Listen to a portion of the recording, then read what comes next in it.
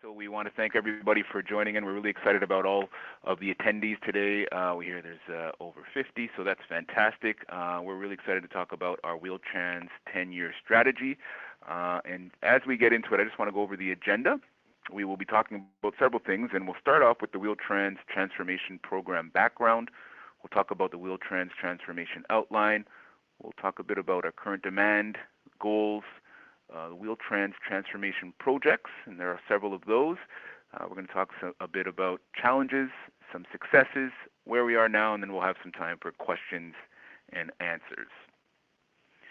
So the Wheel-Trans 10-year strategy was developed in response to the new legislative requirements of the Accessibility for Ontarians with Disabilities Act, AODA, the recommendations provided by the City of Toronto Auditor General, and the resulting forecasted surge in demand for specialized transit services in the City of Toronto. The goals were pretty straightforward. We wanted to redefine and reinvent the service delivery model of accessible services provided by the TTC. We also wanted to redefine eligibility for Wheel-Trans services in accordance with the AODA legislation. We wanted to engage the community to ensure understanding and support for the services that we provide, demonstrate a commitment to staff by valuing employees' contributions, and be fiscally responsible and transparent as a business and deliver services in a viable manner, along with maintaining very close partnerships with regional transit providers to facilitate consistent customer experience and operational opportunities across the GTHA. In 2016, the business case went to the board for approval for the transformation, which it received. And since 2016, the transformation project has set about transforming the way Wheel-Trans customers apply for and receive services. Employees interact the way they interact with customers, and how we communicate with customers, ultimately how Wheel-Trans operates. So in talking about our current demand at Wheel-Trans, we have approximately 43,000 active Wheel-Trans customers. Over 1,000 customers apply each month. Customers take on average about 14,000 trips on peak days. Wheel-Trans vehicles and external contractors, that's what makes up all of our trips. So we have a combination of our Wheel-Trans vehicles along with contracted sedan taxis and accessible taxis. And another very key stat here about our demand is what we receive in terms of trip bookings. Our reservations call center receives about 1.2 million calls each year.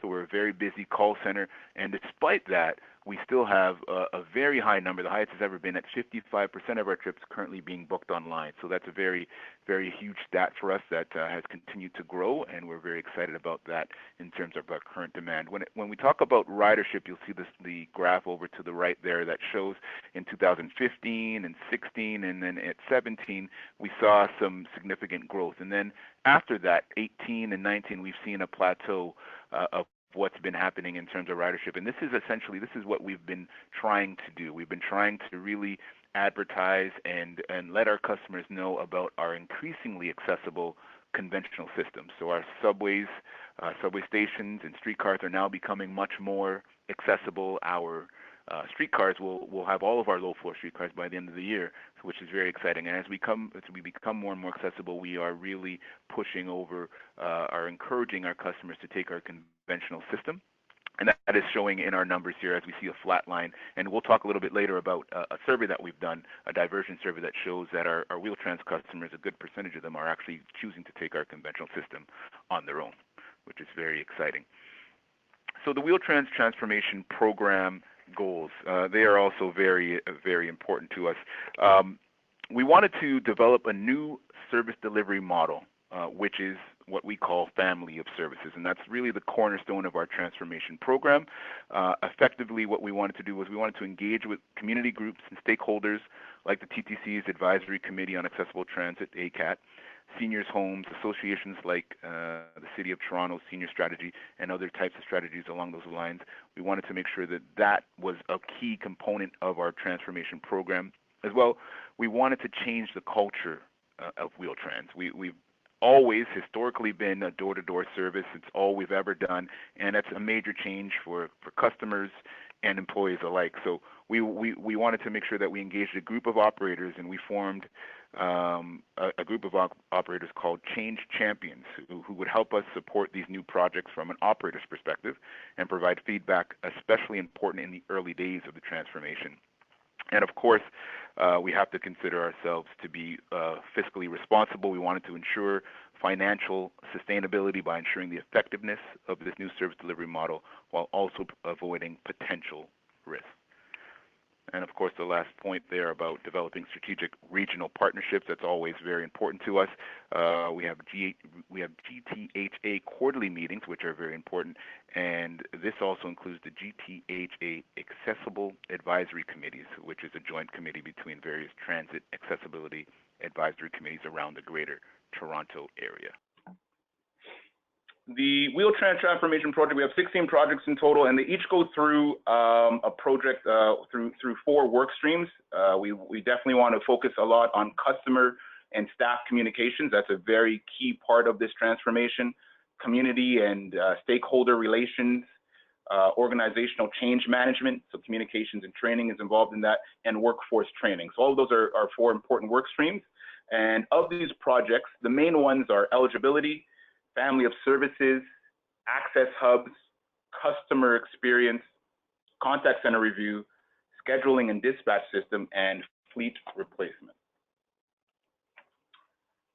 So I'm going to throw it over to Dean now. He's going to talk a little bit about eligibility and family services. Good afternoon, everyone. As Calvin mentioned on the onset, my name is Dean Milton. I'm the Manager of Strategic Initiatives at Wheel-Trans as well. I am the project lead on several of the projects that we're going to go through today. I think an important place to start, though, however, is with respect to eligibility. Like other transit properties across Ontario, we certainly needed to be in compliance with the AODA. And as of January 1st, 2017, we introduced 3 categories of eligibility, much like our partners across Ontario. So for those of you who are unfamiliar, there's unconditional eligibility, which essentially allows customers to travel door to door for all their trip requirements. We also have conditional and temporary. And just to give everybody sort of an order of magnitude, since we began with the new registration process and the new eligibility criteria, we currently have approximately 13,000 of the customers, our active customers, who have some form of conditional eligibility. The conditions themselves vary. We have up to 10 different conditions depending on what our customers' needs are. Approximately 3,500 of our customers are unconditional, and then of course we have those customers who have fluctuating requirements that are temporary up until the year. These customers have full access to Wheel-Trans. Some of the things to bear in mind as well is the fact that up until this point, as we said, we introduced the new eligibility in January 1 of 2017. We have not enforced conditional travel. So at this point in time, although we strongly encourage, and we have a number of different initiatives that we put forward, including a pilot, right now, the choice to travel door to door or a hybrid travel between the Wheel-Trans and the TTC is strictly for the customer to choose.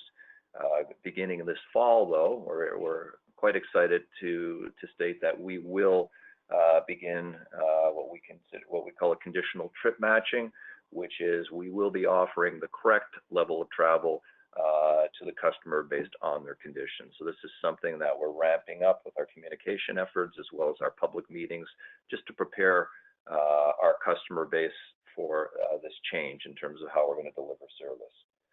The other important thing to bear in mind, I'll just take a step back there again. Pardon me. With respect to eligibility, the other piece of eligibility is the fact that we have a number of customers referred to as the legacy customers. These are the customers that applied for Wheel-Trans service prior to January 1st, 2017. As part of our new transformation, we have not changed anything with respect to how the service is delivered for these customers. And they make up about 55% of our total active customer base.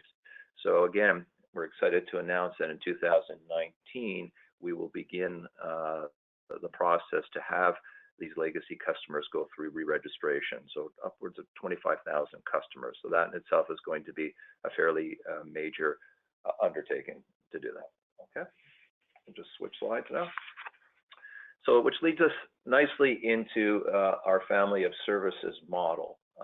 For those of you who are not familiar with family of services involves a combination of providing Wheel-Trans service and connecting our customers from their homes or final destinations to the conventional service at either a bus transfer or bus or streetcar transfer point, or at an accessible subway station. So the model has, again, this is a pretty rudimentary model of it, but I think in essence it captures what we're trying to do here. You will see here as well, there's a depiction of what a family of services transfer stop looks like to the right, and it has what differentiates it from a normal bus stop is that we have what is effectively an information board with a place for no-show slips should a connection be missed by our customers. Right now, we offer our customers the ability to transfer on 19 surface routes and all accessible subway stations. By this fall, that number will climb to 35. So right now, by the fall, we will be able to offer transfers right across the city of Toronto. So we're quite excited about that as well. So some of the concerns that we've noted, obviously this is a big change. We're talking about transformation. Certainly there's some trepidation amongst our customer base with respect to what does it mean to them.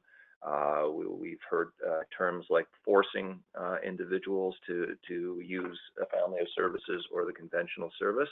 And we take a completely different approach because we have such a thorough eligibility process now, where we are really, really focusing our efforts on capturing what our customers are able to do.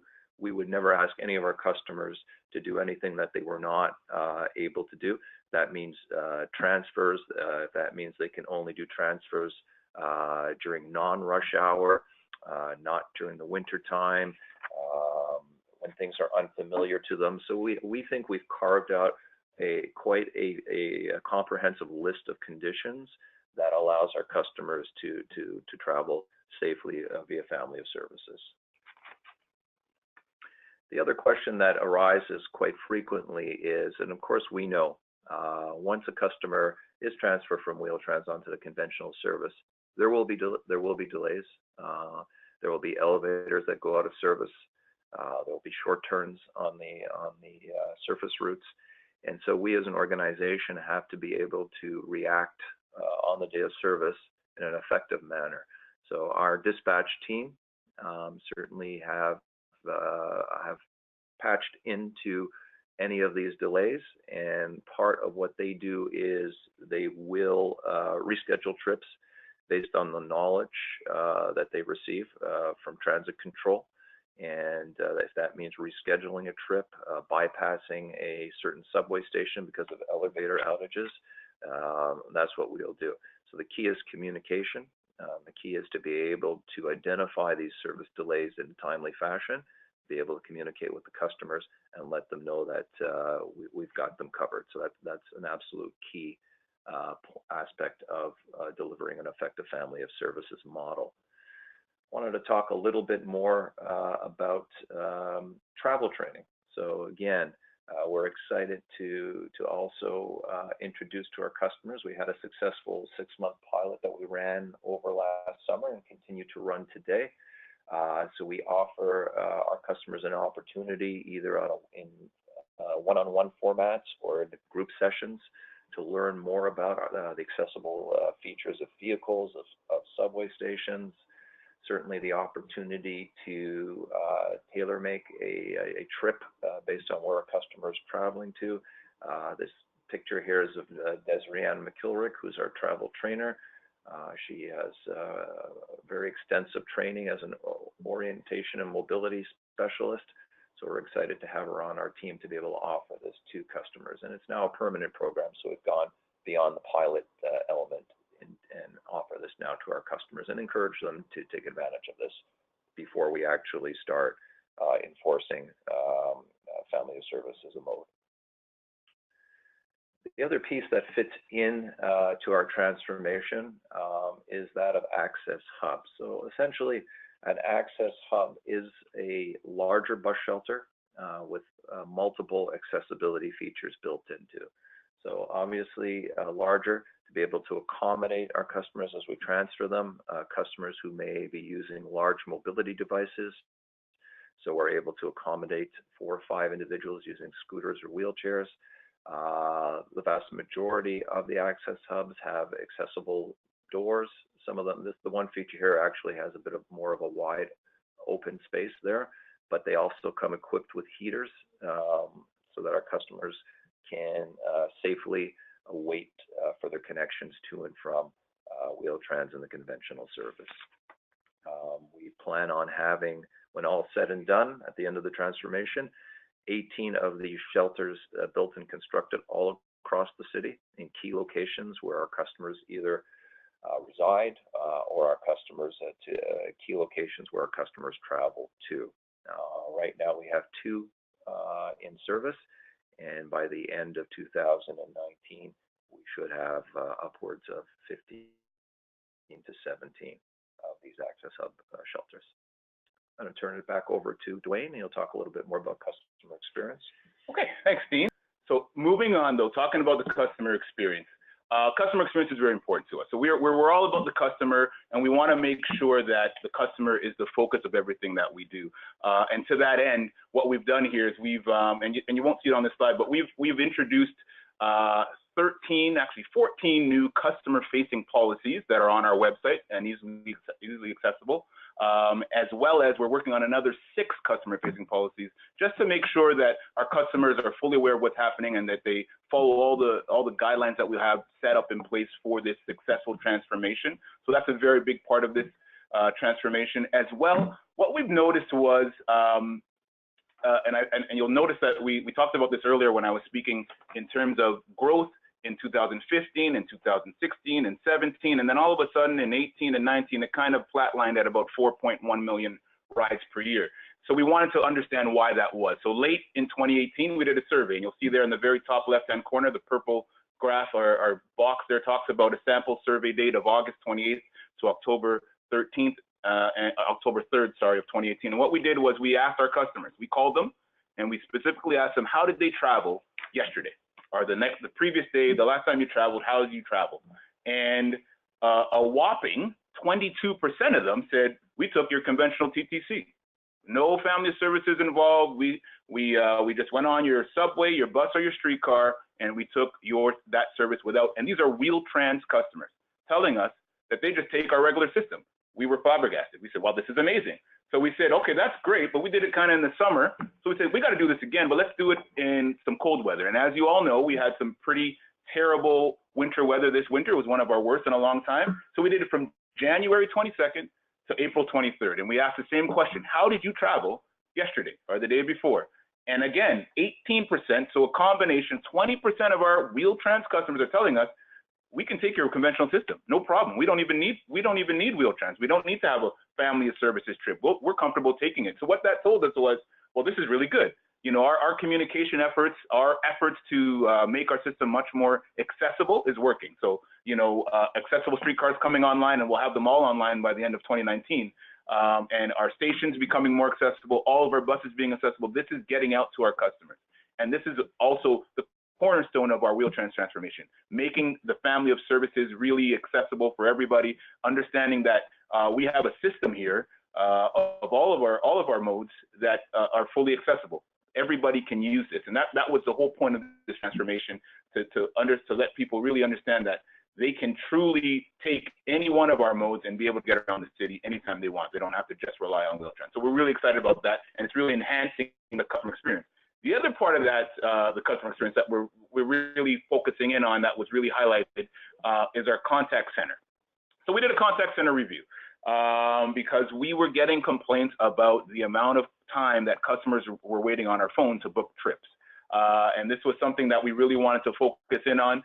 We know that 50% of our customers, well, 55% actually book their trips online, but there's that other 45% now that call in. They rely on talking to somebody who will book the trip for them, and those people that were calling were waiting a long time. So we had to address this. This was something that we continue to hear about at public forums through our complaints customer service department.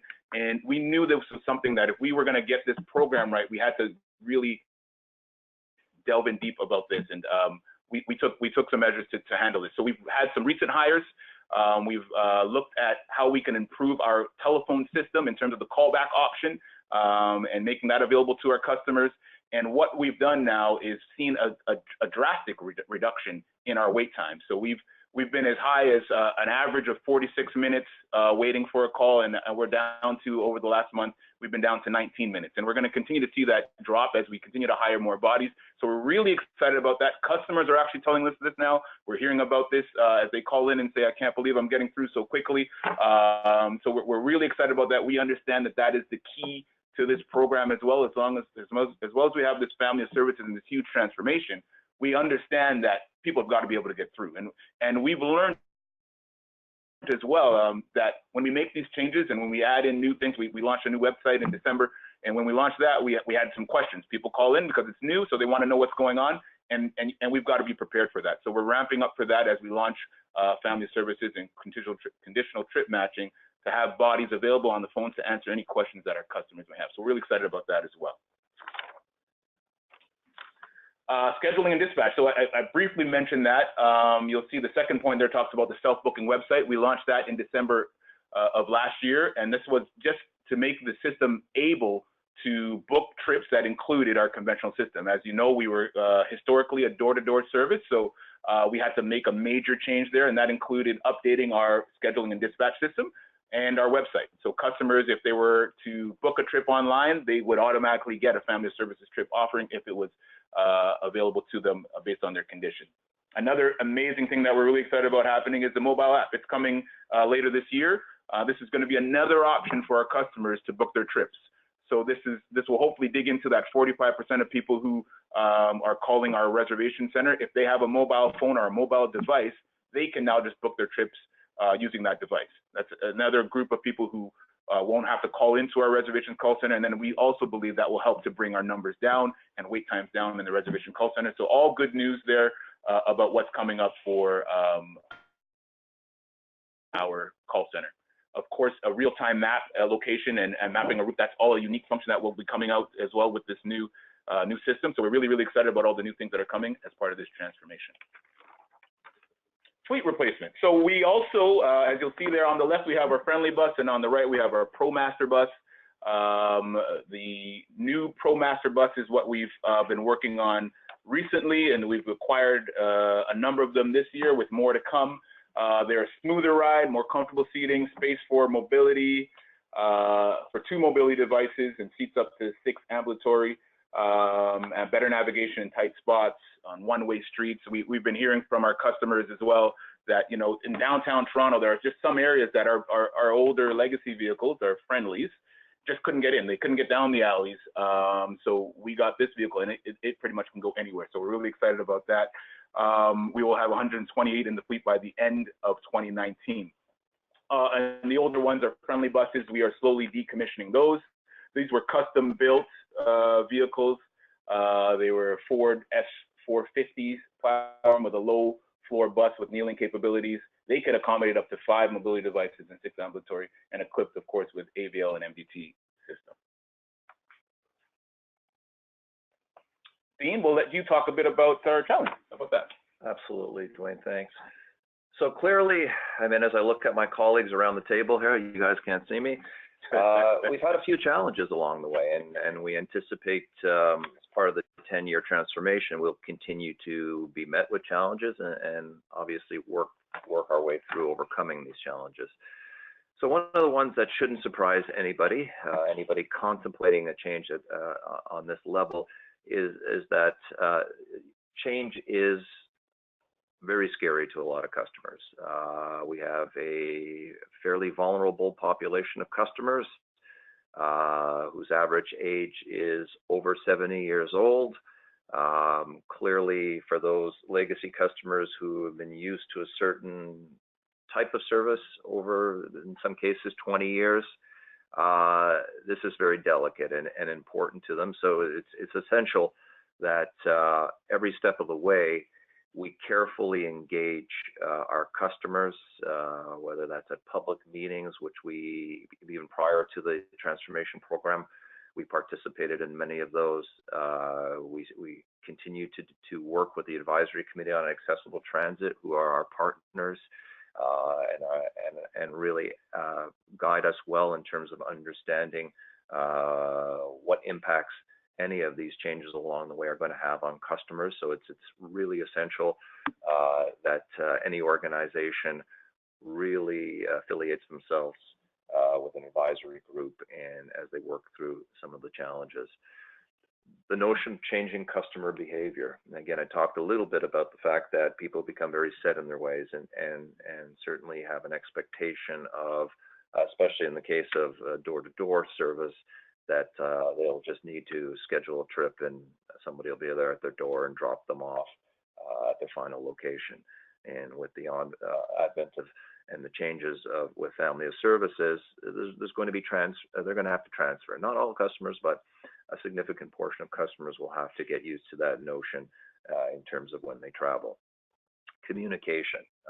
If there's one absolutely key point that we want to drive home to everyone, is you can't communicate enough.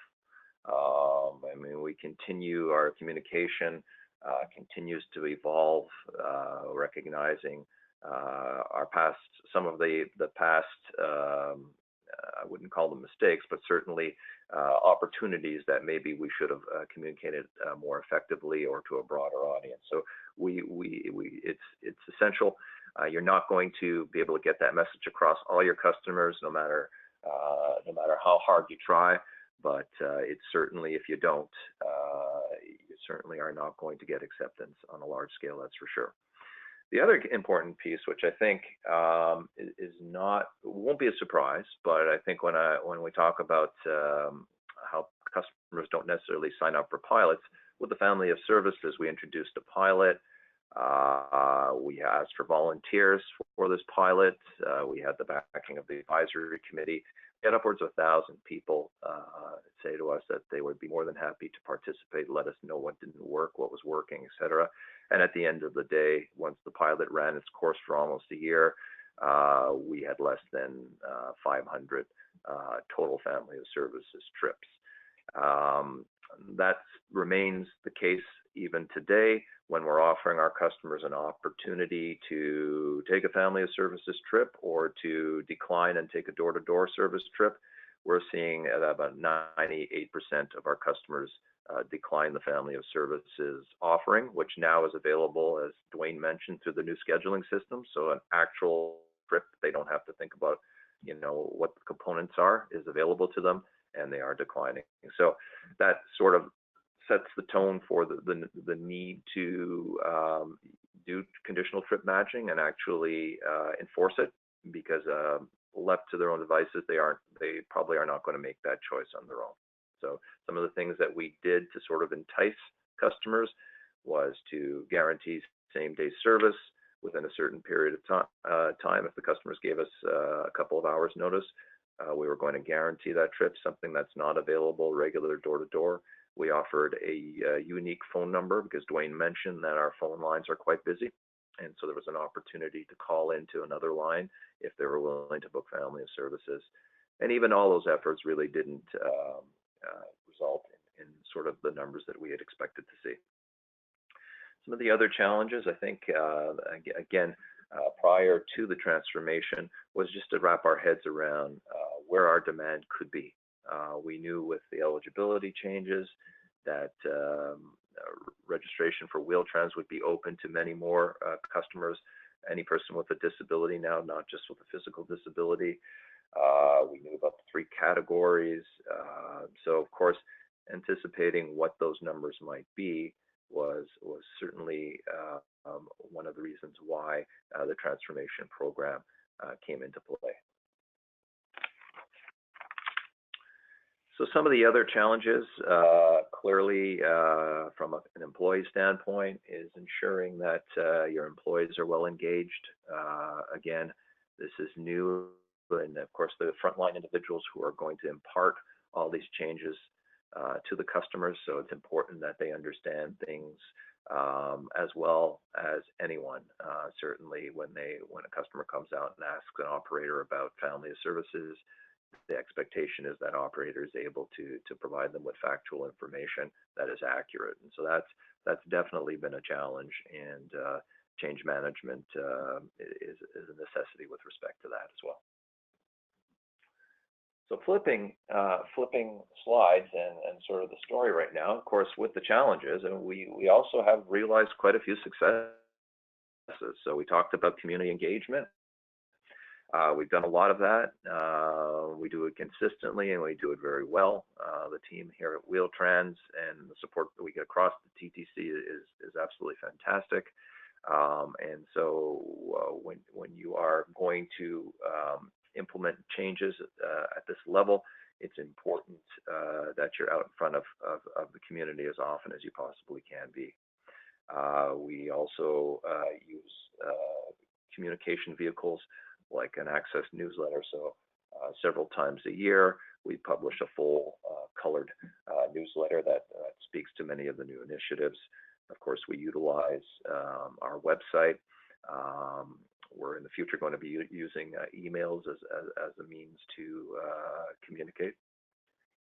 Customer handbook was created, which is a really provides customers with a lot of details on policies and what they can expect from Wheel-Trans. We talked about the policies that we introduced, improving things like the late cancellation no-show policy, which was a huge win for us. And again, the public forums that we attend, working with the advisory committee, using surveys as a means to elicit customer feedback. We talked about the diversion targets, which was really astounding to us, the number of customers that were traveling. And travel training.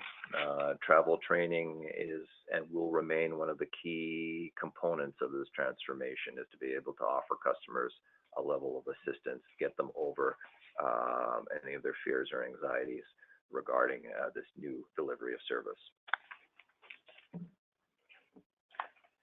So where are we now? Oh, that's me now, right? Yeah. Okay. Where are we now? Well, quite literally, we're at Leslie Barnes right now, and I want to just do a quick little plug because of the fact that we're hosting APTA coming up, and you got to see how they've redone this Leslie Barnes to prepare for APTA. It looks absolutely amazing. So I encourage anybody in the vicinity of the GTA to come on down to the APTA Rail Rodeo that the Toronto Transit Commission is hosting, because it's going to be fantastic.